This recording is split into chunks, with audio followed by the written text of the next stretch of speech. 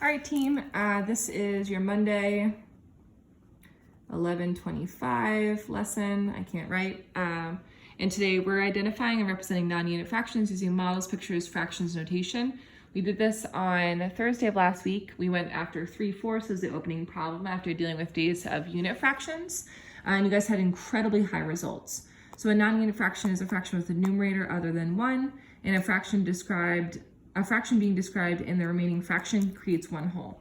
So this is knowing that 3/4 is non, 1/4 is unit, and this is that part, whole understanding, whole, part. And we're gonna go after that again today. So we're asking ourselves how many equal parts are in the whole, how many unit fractions make up the non-unit fraction, and what non-unit fraction makes up the whole. That's weird, but let's play with that. Okay, so I'm gonna open up and I'm gonna look at the questioning sequence first. Here's the visual model for today. That much font at the top is unacceptable. And so it asks, what fraction of the garden will be used to plant squash? What fraction of the garden will not be used to plant squash? We don't need that entire thing at the top. A unit fraction is the building block of a non-unit fraction. In one whole, the fraction being described, and the remaining fraction, we'll put these two at the bottom, it's good. So let's go after if 2/3 is not correct. I like to go here first because the questions are stronger. How did you represent? I created a picture of the garden, split it into 6, and I labeled each part 1/6. How did you know each unit fraction was 1/6? Total 6 equal parts, and each part refers to 1/6. Yes, we know that unit fractions are building blocks of non-unit fractions. Lols, reveal key point. What fraction will be used to plant squash? 2/6. How do you know? Because each part. What fraction will not be used to plant squash? 4/6. How do you know? So if we're going after the understanding, the t-TED statement today is actually not new. And I don't remember what my t-TED was last week, so I apologize. Non-unit fractions are fractions made up of multiple unit fractions. That's just it. So we want to first ask, how did you know? This is going to be our t-TED today, and so we're actually going to have them turn and talk. How did you know the unit fraction was 1/6? This would be a really strong turn and talk moment for the class. And then this is where we build towards the part, whole understanding of not squash, squash, whole garden. And this will be the hardest part, is them identifying 6/6 as the whole garden. And then turn and talk, how does this number bond represent the situation? This question and this question are two of our strongest problems, two of our strongest questions to go after today. So we want kids still annotating. I know that when we shift units, sometimes we forget about that, but there's a garden. We need to know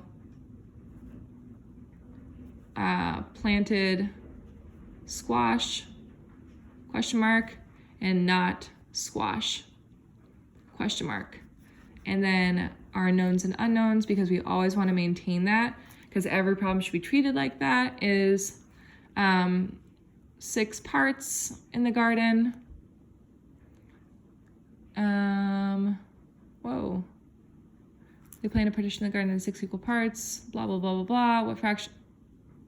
Okay, well, it's not giving me anything. Chloe and her dad are planting a garden in the backyard. They plan to partition the garden in 6 equal sections, plant corn, green beans, cucumbers, tomatoes, butternut squash, and spaghetti squash. Ooh, man, I just can't read. 2 squash, and I'm not gonna write the rest of it. An unknown is squash parts, non-squash. And then the represent is actually gonna be the meat and potatoes, what we're doing today. So my garden is gonna be a rectangle. The first thing I ask myself today is, how many equal parts?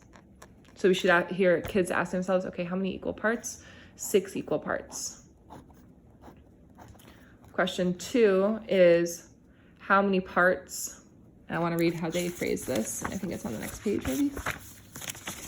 Yeah. how many unit fractions make up the non-unit fraction? That's not helpful. What non-unit fractions make up this whole? Also not helpful. How many parts are we referring to? So let me label this first. So maybe that's actually the question before that. How many equal parts? This will be question 3. Question 2 is, what unit fraction represents each part? What part are we referring to? Then question 4 is, what fraction reps this? So the first thing we're gonna do is squash. I know that there's 2 squash parts. And so how many parts am I referring to? 2. How many total parts? 6. So that's the sequence. What am I referring to? How many parts are we referring to? How many equal parts? 2, 6. Great. What are we referring to? Not squash. You need to listen to the question sequence because I'm not going to write it down. How many parts are we referring to? 4. How many total parts? 6. What fraction? 4, 6. So what are we referring to? How many equal parts? And out of how many total?